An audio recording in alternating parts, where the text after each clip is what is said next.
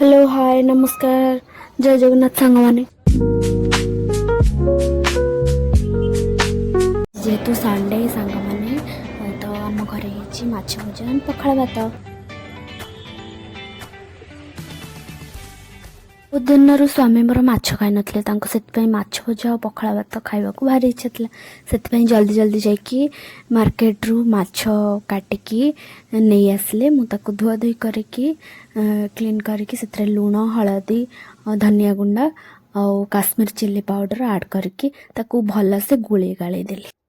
सांग मैंने केते सुंदर देखा जाउछि माछटा से आउ टिके बेसी टेस्ट आने मुझे सोरिष बटा ऐड कली से 2 चम्मच सोरिष 2 चम्मच जीरा 5टा कंचा लंका टिके अदा आउ टिके रसुण नेली ताकू भलसे ग्राइंडिंग करके गिरगिर कर सारा पर तार अल्प अल्प पानी देकी भल से ताकू गिरगिर करदेवे देखो से यही टाइप बेसी पतला करेंगे और टिके मोटा मोटा रखिए ताकि से भल से गोले हम मिसी पार माछ सहित देखो सांग मैंने माछरे सब मसला ऐड कर सारा ताकू एबे टिके लेंबू फाड़े नहीं कि तार पूरा चारिपट सारा एमती ऊपर टिके चिपुड़ी देवे ताकि टेस्ट आहरी बढ़िया आसो तापर मोर आउ गोटे साइड रे कड़े गरम कर देइथिली से तेल ऐड करनेली तेल ऐड कर सारा पर गोटे गोटे करके मु माछ फ्राए कर नौछि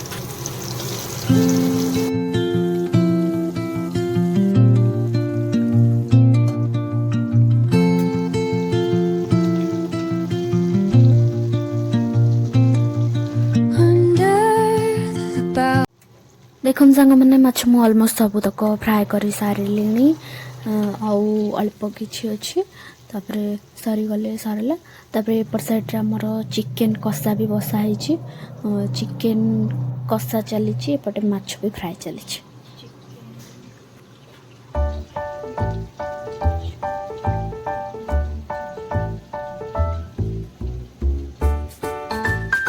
देखी पारे सांग मैंने एपटे आमर चिकन कषा भी ऑलरेडी पूरा रेडी सारा माछ भी ऑलमोस्ट सब फ्राए सरला एबे चलतु फटाफट खाइबा बाढ़ी दवा